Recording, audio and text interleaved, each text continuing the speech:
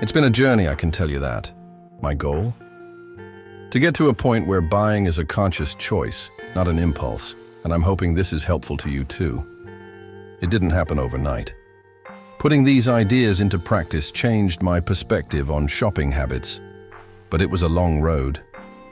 Ultimately, I stopped feeling that urge to just buy stuff, and when I do now, it's usually because it's something I actually need, or I'm just replacing something old. See, the easiest way to avoid spending. It's not about deprivation, it's about shifting your focus. Instead of focusing on what you want to buy, think about your financial goals. It's like this. Every non-essential purchase is a delay to reaching what I want.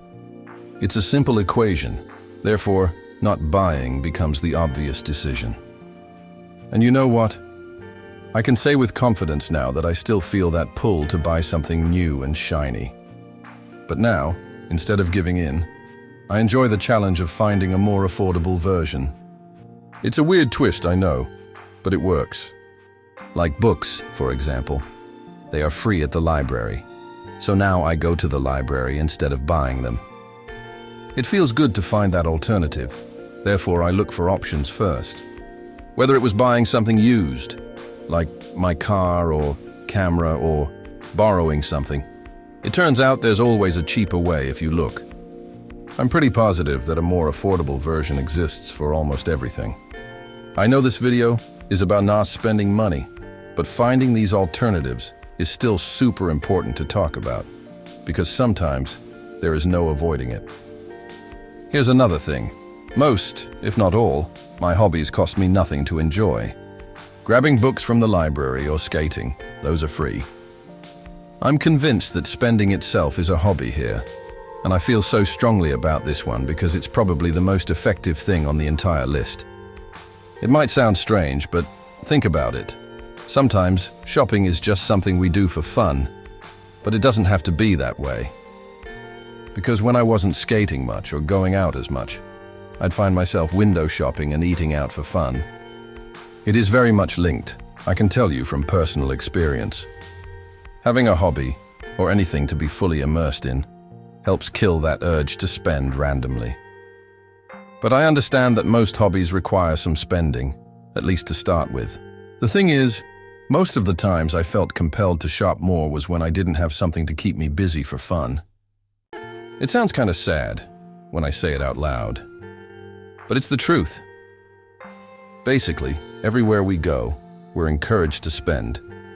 Sometimes it makes sense, if it aligns with our values, but often, it's just mindless spending. The real point is to take control where you can and avoid those tempting impulse buys. Therefore, you need to manage the stimuli. Besides unsubscribing from emails and ads, I've tried to clear my YouTube homepage and other places that encourage me to spend. It can be so annoying. I made a conscious effort to unsubscribe from those tempting emails a while ago to avoid purchases. I had a desire to build a PC, and what do you know, my YouTube was full of PC building videos, and the ads were all for PC parts. It is so annoying. It is everywhere. Algorithms and personalized ads are everywhere, but we have some control over it. This is something you can practically do, not just something to think about. Let's talk about those pros and cons lists.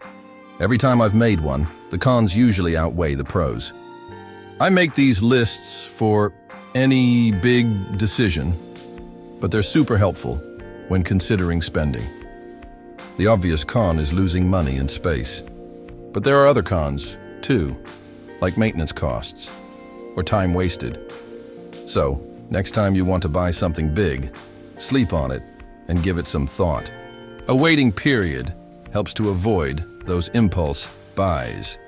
It builds a bit of money discipline and kills buyer's remorse. The hype around a new product dies down after a while. Therefore, you can consider if you actually care.